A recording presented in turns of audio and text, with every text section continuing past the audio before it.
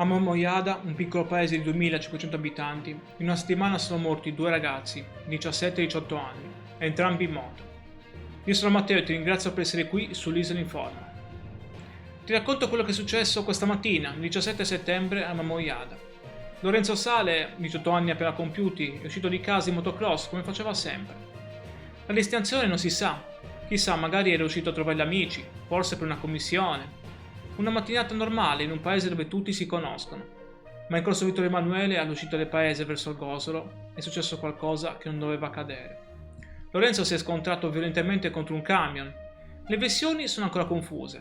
Alcuni dicono che il camion stesse svoltando in un vicolo, altri che procedesse in direzione opposta in quel tratto particolarmente stretto della strada. Quello che è certo è che l'impatto è stato devastante. Quando sono arrivati i soccorsi del 118, Lorenzo era già in condizioni critiche. I medici hanno tentato per lunghi minuti di rianimarlo, ma non c'è stato niente da fare. A 18 anni la sua vita si è spezzata su quella strada. L'autista del camion è rimasto illeso e si è subito fermato per stare soccorso. L'alcol test è risultato negativo, ma ora sarà la procura a chiarire esattamente cosa sia successo in quei drammatici momenti.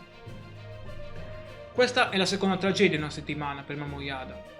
Infatti, solo 7 giorni fa, un altro ragazzo del paese, Fabio Checitelli, 17 anni, è morto in un incidente in moto nel Comasco, insieme a un ventenne. Caso di cui ho parlato in un precedente video. Due ragazzi di Momoyada, morti in moto a distanza di una settimana.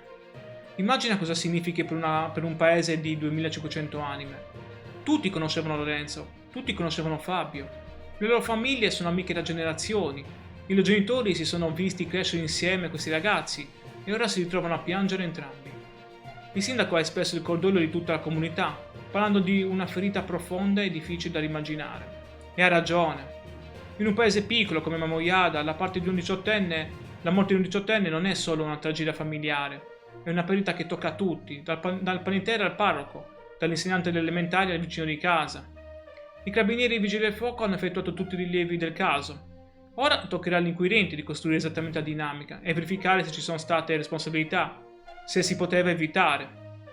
Ma è davvero solo sfortuna che in una settimana lo stesso paese perda due ragazzi in incidenti di moto? O c'è qualcosa di più profondo? Se anche tu pensi che certe tragedie ci debbano far riflettere su come proteggere meglio questi ragazzi, lascia un like e iscriviti al canale per stare informato sulle cronache sarde che avvengono intorno a noi. Grazie per il tuo tempo e stammi bene.